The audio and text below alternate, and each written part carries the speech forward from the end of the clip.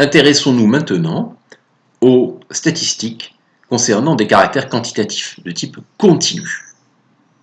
On en a donné quelques exemples précédemment. Il s'agit par exemple des mensurations d'un individu, mais il peut s'agir aussi de toutes les données d'ordre géographique. Si je vous demandais de la façon la plus précise possible à quelle distance vous habitez du lycée, il est évident que les données que vous pourriez me communiquer peuvent prendre un nombre infini de valeurs. Il en va de même aussi de la plupart des données socio-économiques. Donc, dans la pratique, une grande partie des données qu'on va étudier sont à caractère continu. Difficulté, comment représenter ces données? Pour faire quelques calculs de moyenne, représenter les quartiles et la médiane, on peut travailler exactement comme avec des données discrètes aussi longtemps que les données sont peu nombreuses. Supposons par exemple que Blanche-Neige ait mesuré la taille de ses nouveaux amis. Il lui suffit de faire la somme des tailles des 7 nains, de diviser par 7 pour obtenir la moyenne. Et là, jusque-là, ce n'est pas très compliqué et il n'y a pas une énorme différence avec des données à caractère discret. De la même façon, si elle les range dans l'ordre croissant, eh bien, elle va trouver que, comme il y a un nombre impair de valeurs, la médiane c'est la 4e valeur, c'est-à-dire 1,09 m, que le premier quartile c'est 1,04 m et que le 3e quartile c'est 1,11 m.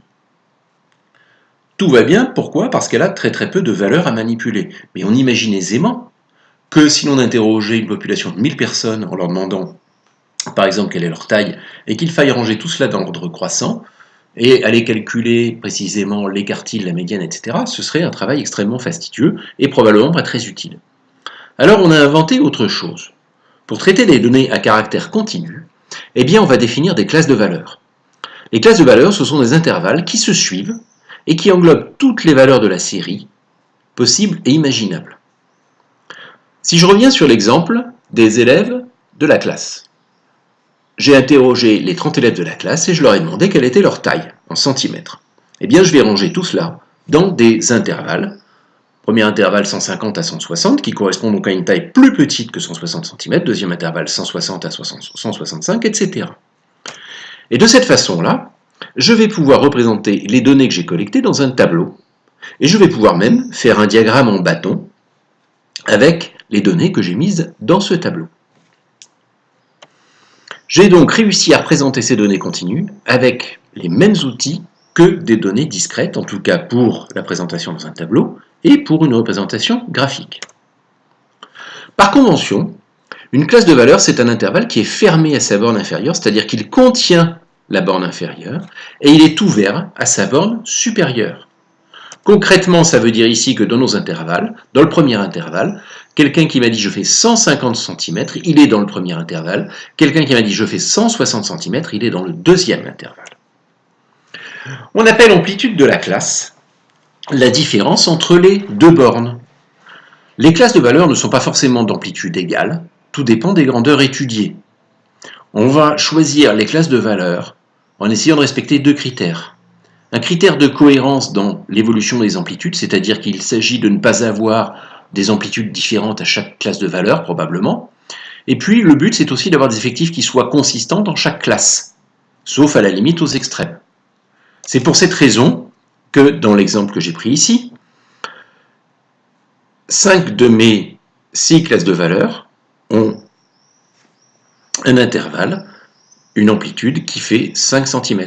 Et puis la première classe de valeur, celle qui va de 150 à 160, a une amplitude de classe qui fait 10 cm, parce que sans ça, j'aurais eu des effectifs ridicules. Donc j'ai préféré faire cette classe d'une amplitude un petit peu différente. Retenez bien qu'il y a toujours une part d'arbitraire, évidemment, dans les choix que nous faisons. Donc grâce aux classes de valeurs, je vais pouvoir étudier mes caractères continus presque comme s'il s'agissait de caractères discrets. J'ai quand même un problème. Comment vais-je faire pour calculer une moyenne, une médiane, des quartiles? Pour la moyenne, eh bien, je vais tout simplement affecter à chaque classe la valeur numérique égale au milieu ou au centre de cette classe. C'est-à-dire que pour ma classe 150-160, je vais dire que le centre de la classe, c'est 155.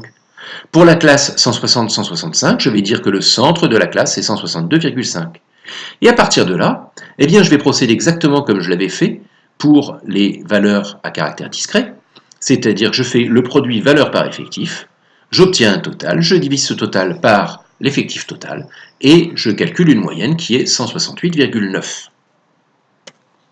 Pour les quartiles et les médianes, je vais partir d'une représentation graphique des effectifs cumulés croissants, et je vais faire une interpolation linéaire. Vous vous souvenez de la représentation graphique des effectifs cumulés croissants? Eh bien, rien ne m'empêche de la faire ici, en disant qu'effectivement, puisque je sais que j'ai 3 personnes qui font moins de 160 cm, eh bien, mon effectif cumulé croissant arrivé à 160, c'est 3. Et puis ensuite, c'est 9 personnes à 165, etc., etc. Une fois que j'ai fait ça, ça devient relativement simple de dire, bien, si je cherche la médiane, elle est entre la 15e et la 16e valeur. Si je cherche le quartile, c'est la 8e valeur, ou bien la 23e valeur. Et ainsi, en allant chercher quelle est l'abscisse qui correspond à ces différentes ordonnées, je vais trouver un premier quartile à 164 cm, une médiane à 169,5 cm, et un troisième quartile à 174,5 cm. Je peux évidemment obtenir ces mêmes valeurs par le calcul.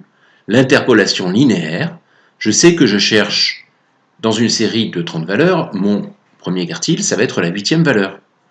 Comme cette 8e valeur se situe dans la classe 160-165 qui compte 6 valeurs, eh bien je vais utiliser la formule suivante, qui a l'air un petit peu lourde comme ça, mais qui marche très bien. Borne inférieure de cet intervalle, plus position dans la classe sur effectif de la classe, multiplié par amplitude de la classe. C'est-à-dire concrètement, pour calculer mon premier quartile, je vais dire que c'est 160 plus 5 sur 6 multiplié par 5. Le premier 5, c'est la position dans la classe. Le deuxième 5, c'est l'amplitude de la classe. Le 6, c'est l'effectif de la classe. Et je trouve 164,2 cm. Vous vous souvenez que tout à l'heure, par la recherche graphique, on avait trouvé 164 cm. Donc on peut dire que ces deux méthodes se valent tout à fait. Conclusion sur les classes de valeurs. Les valeurs qu'on trouve ne sont pas exactes. Elles dépendent des classes de valeurs choisies, ça veut dire qu'il y a toujours une part d'arbitraire. Mais je suis assez proche des valeurs réelles. Ça me donne une bonne idée des paramètres principaux de la série. Et puis évidemment, plus j'ai de données, plus les écarts que je génère par cette méthode d'étude sont tout à fait insignifiants. Pour les données à caractère continu, j'aime bien les représenter sous forme d'un histogramme. Un histogramme, c'est une représentation graphique particulière.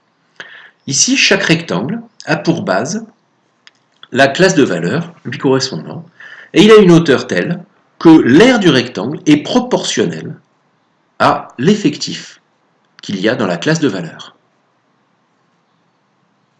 Cet histogramme nous donne une assez bonne idée de la répartition de ce caractère continu.